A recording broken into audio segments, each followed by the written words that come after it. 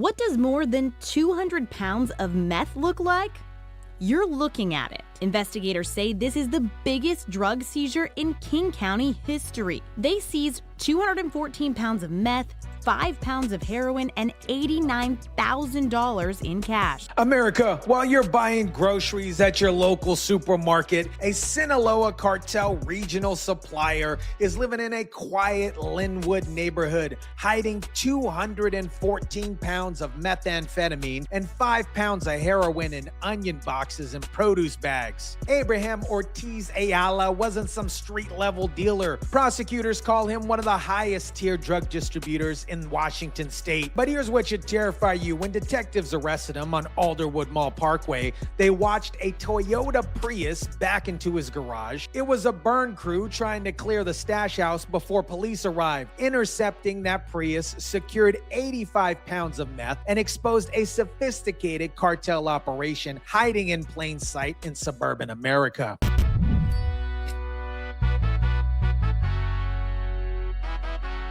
What is up, guys? Tyson DeLaCruz here. Thank you so much for rocking with me. This is the final chapter of Operation Eastbound and Down, a 3-month undercover investigation that exposed how the Sinaloa Cartel has turned Pacific Northwest suburbs into distribution headquarters. Let me paint the picture of who Abraham Ortiz-Ayala really is. This 31-year-old wasn't operating out of some sketchy warehouse or some abandoned building. He was living in a quiet Lynnwood neighborhood, the kind of place where families walk their dog and kids ride their bike. Your typical suburban street where nobody would suspect that one of Washington's highest tier drug traffickers was running a multi-million-dollar cartel operation. The suspect, Abraham Ortiz-Ayala, is now in custody at the Snohomish County Jail. He's charged with 4 counts of possession of a controlled substance with intent to manufacture or deliver.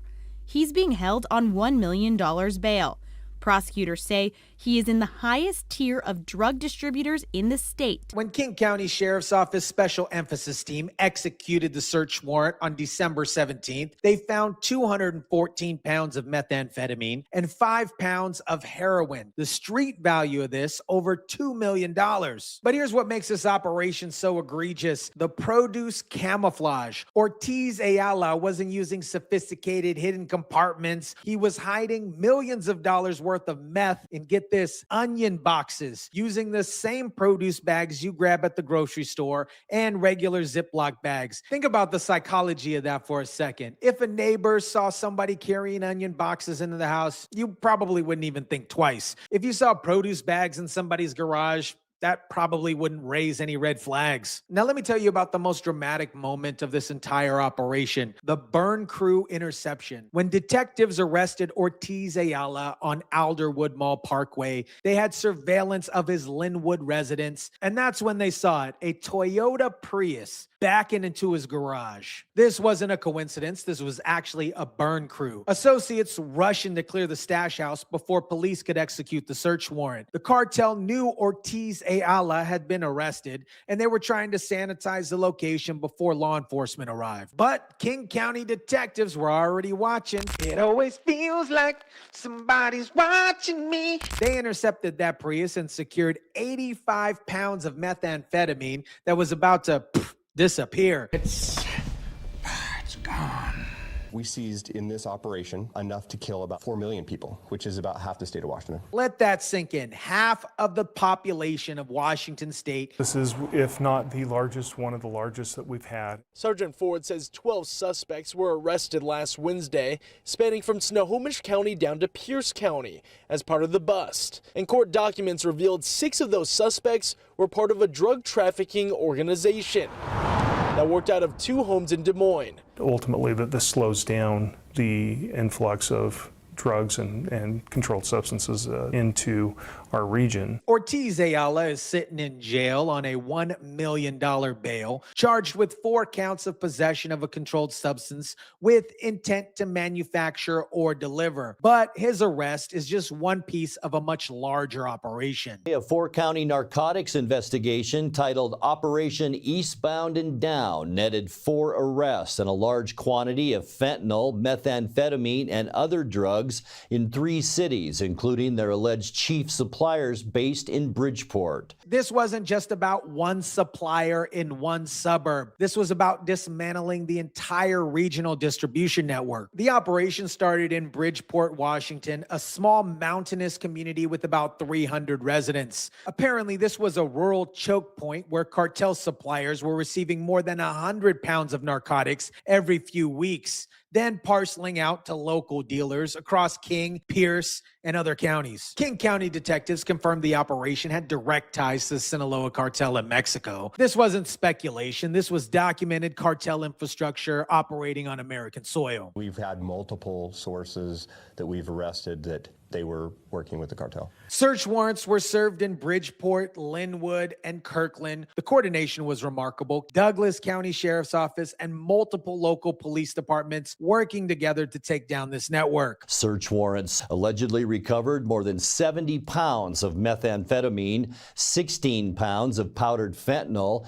nearly 7 pounds of heroin, and 1.5 pounds of cocaine, plus almost $84,000 in cash suspected to be proceeds from drug sales. But it wasn't just the quantity, it was the sophistication. In Kirkland, detectives raided an apartment complex in October 2025 and found almost no furniture. Instead, they discovered pounds of drugs in vacuum-sealed brick-shaped packages. The apartment wasn't a residence, it was a cartel stash house. What made Operation Eastbound and Down so effective was a combination of old-school police work and cutting-edge technology. Meet Canine Deputy Quinn, a drug detective dog who was instrumental to building the case against these cartel operators. A lot of what Canine Quinn does is a lot of verification, locating things that could be hidden. But Quinn's nose obviously wasn't the only tool. Investigators also used a handheld laser analyzer at the scene, technology that can confirm chemical makeup of suspected narcotics within seconds. This technology eliminates the need to wait for lab results. Detectives can confirm they're dealing with methamphetamine, fentanyl, or heroin right there on the scene, which is crucial for building probable cause and making arrests. The Special Emphasis Team also conducted extensive undercover operations. They identified regional suppliers, made controlled buys, and built cases that would uphold in court. According to the King County Health Department, fentanyl is now involved in 70% of King County overdose deaths this past year. The more they can make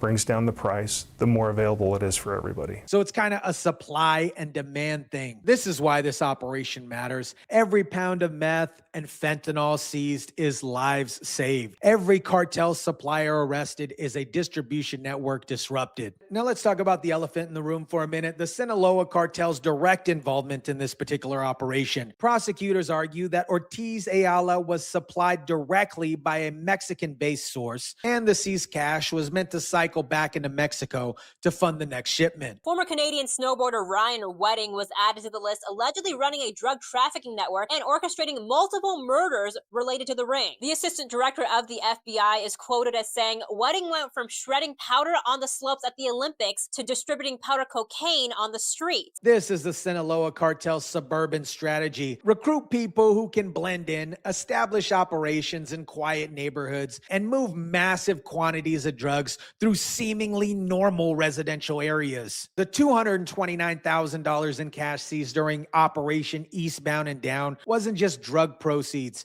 It was operational funding for the cartel. That money was going back to Mexico to purchase the next shipment, pay off corrupt officials, and fund the organization's broader activities. Despite this massive success, King County Sheriff's Office is fighting this battle with one hand tied behind their back. They currently have 100 vacancies they need to fill. Think about that. They just pulled off one of the largest drug busts in county history while operating significantly understaffed. As one door closes, another door opens. As one thing ends, another thing begins. It's a constant battle against each other. This, my friends, is the truth that nobody wants to acknowledge. Taking down Ortiz-Ayala and his network is an absolute huge win. But the Sinaloa Cartel isn't going away. They'll recruit new suppliers, establish new distribution networks, and continue operating until we address the actual root cause. The detective put it bluntly, we know we'll never stop the flow of drugs, but we can't stand and do nothing. This investigation is still ongoing and spans most of Washington state. 6 arrests have been made so so far, but prosecutors say there could be more charges and more arrests to come